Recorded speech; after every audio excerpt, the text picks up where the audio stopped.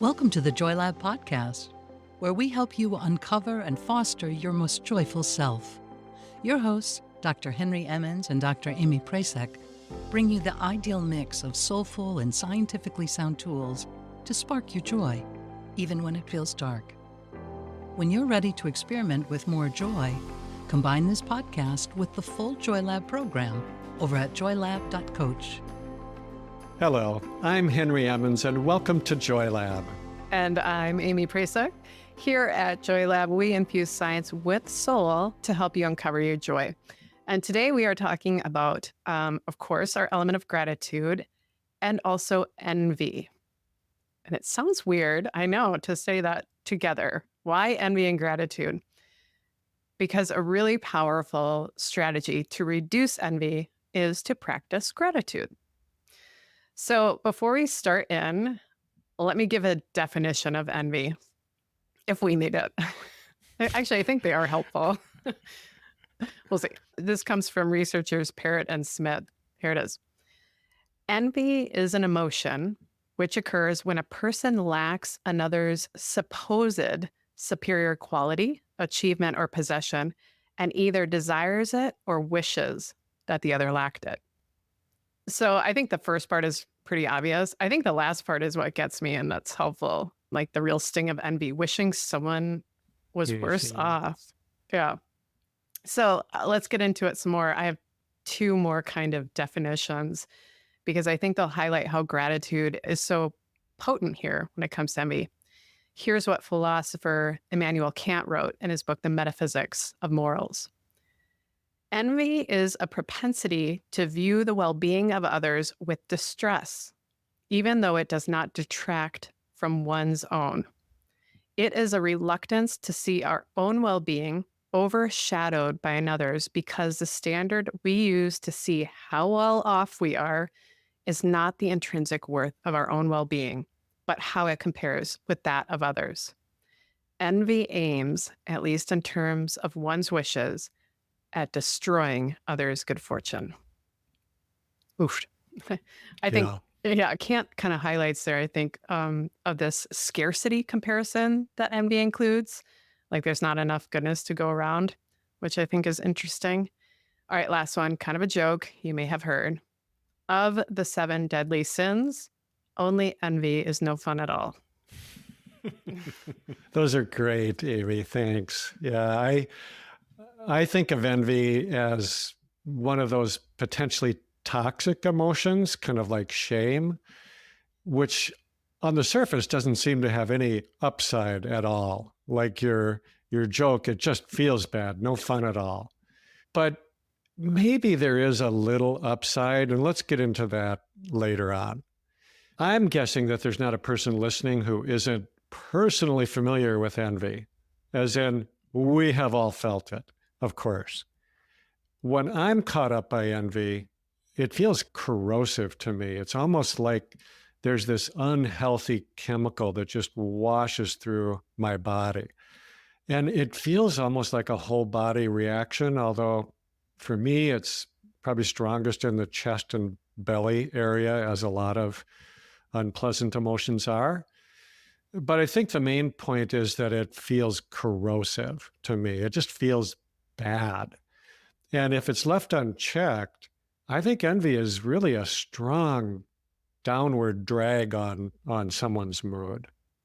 So the science backs this up pretty clearly.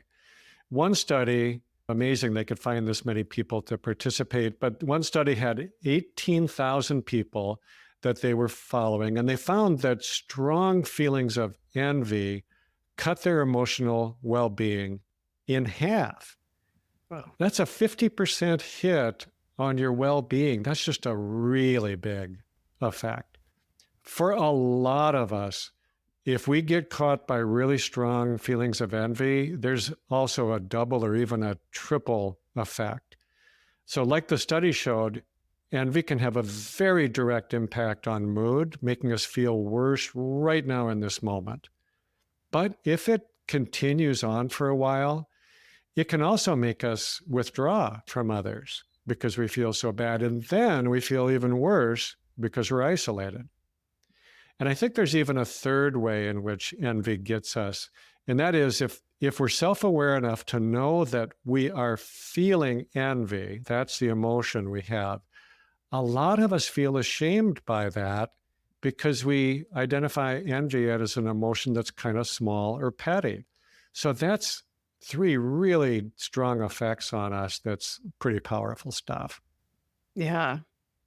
I don't know how they gathered their participants, recruited them, but I think that says a lot. 18,000 people, probably just random off the street. They were able to get some pretty good data on envy, right? Mhm.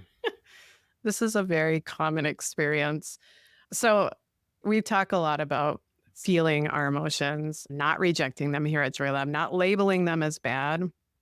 I think that can be really hard with envy for many of the reasons you just said, Henry. As I noted, envy in Christianity, I think in Islam too, is one of the 7 deadly sins. It shows up in so many other wisdom traditions as well as like nearly the worst thing you can experience. Socrates called it an ulcer of the soul. Whoa, that's graphic. Right? Yeah, it doesn't get more corrosive than that, I think. So with all that judgment, I think it can be really hard to come to the acceptance that, okay, I am feeling envious, and then take that information in, bypass the shame that might rise up so that you can do something good with that energy. It just has a lot of baggage. And I 100% believe that none of us are green-eyed monsters with souls full of ulcers. We might be stuck in envy. But above that, we are resilient humans, all of us. And we can shake some of that baggage and judgment and let that envy actually be a fuel for good, or at least neutral, and maybe even show up less in the long run. So let's dig into it. Henry, I like how you get into these explanations of the biology or the sort of evolutionary explanations of specific emotions. So can you do that with envy so we can understand more of why just naturally this emotion can pop up for us? Where are you going to make me work on this one, Amy? This isn't as easy as some. Are you envious that I have it easier in this episode? Fair point. Well, yeah. Give it a try. Because, we talked about how envy makes us feel bad, but it is also considered socially undesirable. And yet, it is ubiquitous, isn't it? So why would something be so built in, so hardwired into us, if there were no redeeming value to it at all? I think that's the question for the evolutionary aspect of this. So I think that there is a potential upside to envy. You might think of it as kind of an element of fairness about it.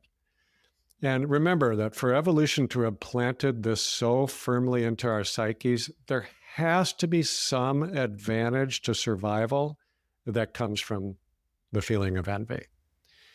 So in that light, I think envy could be seen as sort of a sensor or an alarm that alerts us when we perceive there to be some unfair distribution of resources or skill or good fortune or something. But when someone seems to have more advantages than I do, and it just doesn't feel right.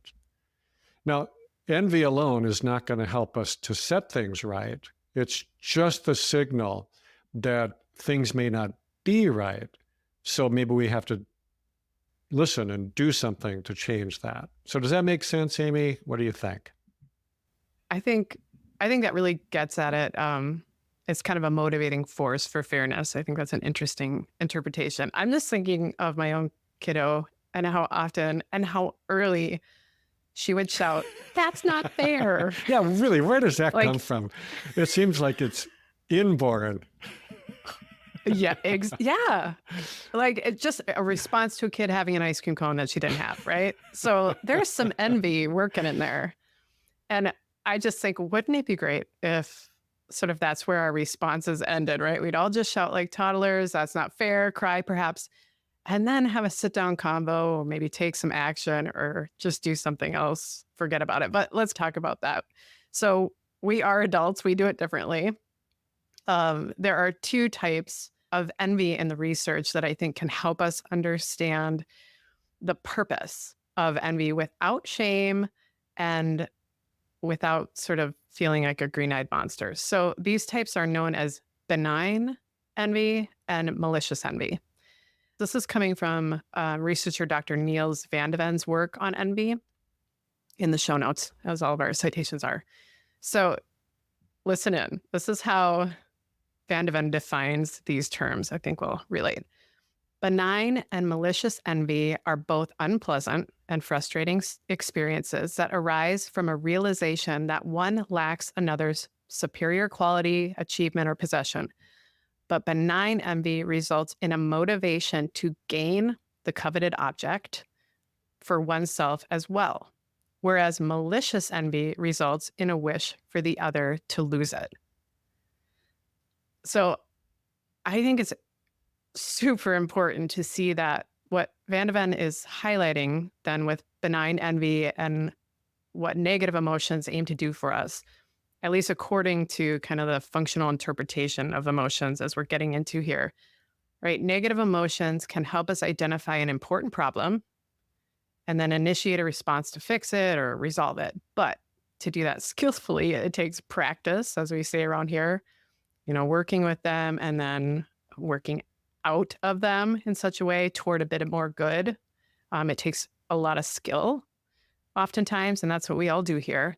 So, sorry, tangent, I think. More to your point on fairness, Henry, research on these different types of envy have found that if we perceive someone else's situation is better than ours and undeserved, then it's far more likely that we'll tap into malicious envy. So we feel like it's not fair. We feel like they got lucky, they have it all, and there's nothing we can do about it. So the problem is, in nearly every case, that's just not the truth. It's not quite so simple. Causes and consequences are more complicated than that. But getting stuck in envy reinforces those kinds of simplistic explanations, I think. Yeah, I find that to be a really useful distinction. It makes sense of why evolution might have set this up in our operating systems. Benign envy, Right. as you just described it, maybe motivates us to take action, to try to get what we perceive as missing so that we are not at a disadvantage in survival. So some good can come from that.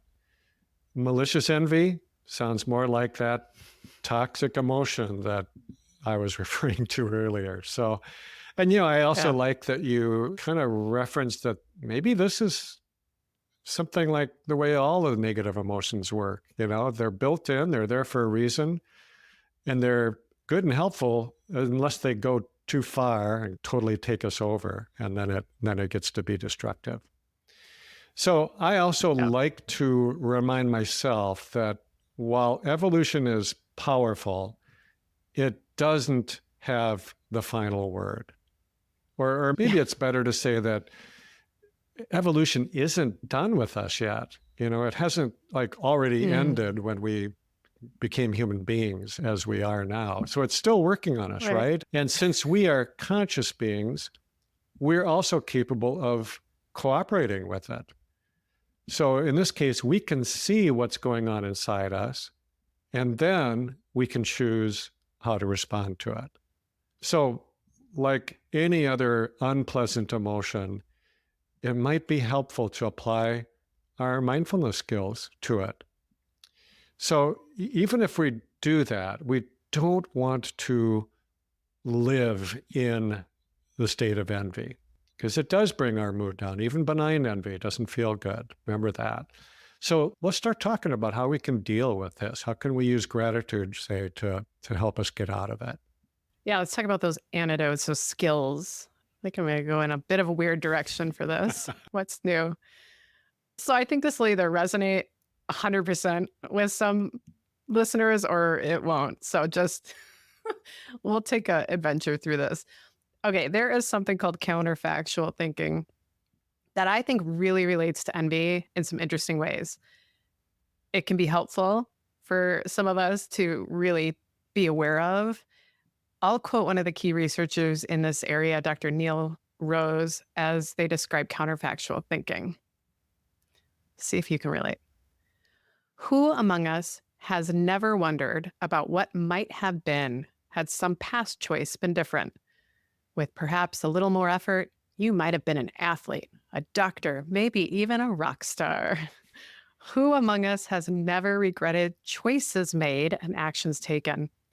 Maybe you should have studied harder in school, traveled more when you had the chance, or had the salmon for lunch instead of the pasta. And who has never pondered a lost love and imagined how passionate it might have been? Thinking about what might have been, about alternatives to our own pasts, is central to human thinking and emotion. Such thoughts are called counterfactual thoughts. So that's what that means. Relatable. I love this. Let me tie it back to envy, though. So there's a really interesting study that found that envy is often accompanied by the belief that we are unlucky in a scenario compared to the person we are envious of. And we also consider that person to be extremely lucky. Now, remember, with malicious envy, it really ignites when we feel someone is better off and it's undeserved. Like they're just lucky to have what they have. And so envy and counterfactual thinking are kind of rooted in this belief and these stories that we construct in our heads that things could have been different. It could have been me. I think it's really helpful to just notice if we're going down this counterfactual path and if it's fueling malicious envy. Are we quickly making up a false story? And is that story one that diminishes the other person or ourselves? And so if we can see that, like, oh yeah, this might not be true, or this is a counterfactual thought. And then if we can get really honest about ourselves and the world around us, then we can come to a much better solution than envy, or resolution than envy, I think. We can even use counterfactual thinking for good in this way by more thoughtfully sort of imagining other causes and consequences that don't end up with us feeling inferior and the other person being an undeserving villain. We can kind of shift, I think, into benign envy, or even something that motivates us an action to take beyond that benign envy. Or we can just let the envy recede.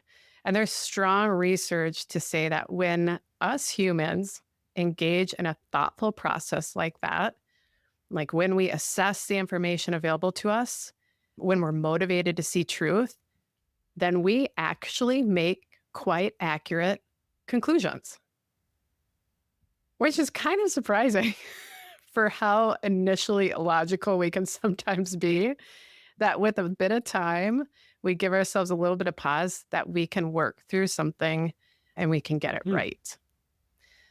So we may realize after a process like that, that there is some clear room for us to grow, maybe a skill that we can work on, or we can come to the realization that maybe it doesn't matter. We just had a surge of pointless envy. Just reptilian green-eyed monster came out for a bit. Or we could come out full of uncertainty after a thoughtful process, which has way more potential for our own good than envy, I think. And I'll link to some episodes in the show notes on where to go with uncertainty. That's really interesting. Be kind of fun to explore that counterfactual thinking some more sometime. Yeah. I was thinking that, I want to go deep into counterfactual thinking and its relationship to mood. There's a lot there. Yeah, he made an interesting comment that it's really central to human thinking and emotion. And I kind of wonder what does that mean, really? And what do we do with that? So Cool. I like your diversion there, Amy. Oh, you're welcome. So as you know, one of my favorite teachers is Pema Chodron. I've talked about her a few times in other podcasts. And one of my favorite lessons from her is this really simple quote: "Our fundamental situation is joyful." Our fundamental situation is joyful. Now, the way she talks about that is not at all Pollyannish. This is not toxic positivity. So the way I understand her in this quote is that no matter what is going on around us, and no matter how we're feeling inside at any given moment, which might not be joyful, right? There is still this undercurrent of joyfulness. It's like that's our baseline foundation. She uses a term that I think is referring to this, which is that this is our basic goodness, which I also just love that image, that concept. So our basic goodness is there, even though it might be covered up in that moment by all kinds of layers of gunk, like malicious envy, for example. So we don't have to overreact to this. We don't have to go to extreme measures to fix ourselves, to root out this malicious envy, or to fix things, get them right so that fairness is reestablished.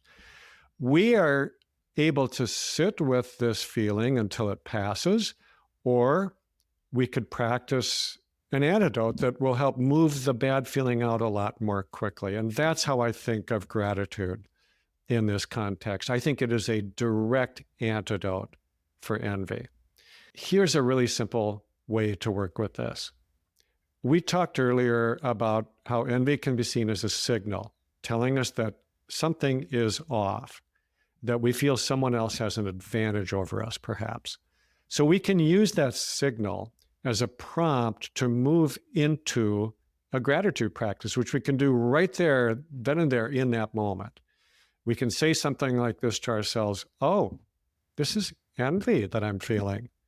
It doesn't feel good, and I want to do something about it. And then you can just consciously turn your attention to something that you do feel good about. Here's a suggestion for that. You could just pick one thing, one very specific thing that is good about yourself. And you can be honest here. You don't have to make something up, because there are good things about yourself. But the really important thing is to be specific. So, for example, if what you come up with is to say, I am grateful for my health, you can get into a lot more detail about that. I am grateful that I can walk 2.5 miles in one stretch. I'm grateful that I fall asleep pretty quickly. I'm grateful that I can stretch down and almost reach my toes. Or that I only have to take 1 or 2 medications, whatever it is, you get the picture. Find one thing and then go deeply into it. And when you do that, it might only take 20 seconds, 30 seconds. Notice if it helps you uncover that sense of basic goodness again. And then notice if what you feel is different than when you were feeling caught up by envy. I really like how you're interpreting envy as a signal, or that, I don't know, that language just resonates with me, like as a signal for gratitude. Not just that we can use gratitude like Advil for a envy headache or something, but that envy is like hunger pains for gratitude, like a signal for that fuel. I think sometimes we get lost in a negative emotion, like it's a signal that, yeah, okay, if something's wrong, but that it's craving more of that energy of negativity or something, and we feed into that. But that on the other side of that, or alternatively, it is a signal to nourish ourselves in such a way. What a wonderful way to approach those signals. How can I be good to myself in this moment? I am digging that, Henry. And I think the other piece of that is that gratitude is really powerful, right? It's not just, like a Band-Aid or something, but it is a powerful force, and it is way more powerful a change agent than envy is, quite honestly, I would say. And we'll get into that more in the next episode, I think. And those of you in Joy Lab, I hope that you'll be feeling that through this month. So with that, I think there's a quote from Voltaire that I'd like to close with, and I've offered it before, and I'll do it again because I love it. And it's just perfect for this conversation, I think. So here it is. Appreciation is a wonderful thing. It makes what is excellent in others belong to us as well. Thank you for listening to the Joy Lab podcast. If you enjoyed today's show, visit joylab.coach to learn more about the full Joy Lab program. Be sure to rate and review us wherever you listen to your favorite podcasts. Please remember that this content is for informational and educational purposes only. It is not intended to provide medical advice and is not a replacement for advice and treatment from a medical professional. Please consult your doctor or other qualified health professional before beginning any diet change, supplement, or lifestyle program. Please see our terms for more information.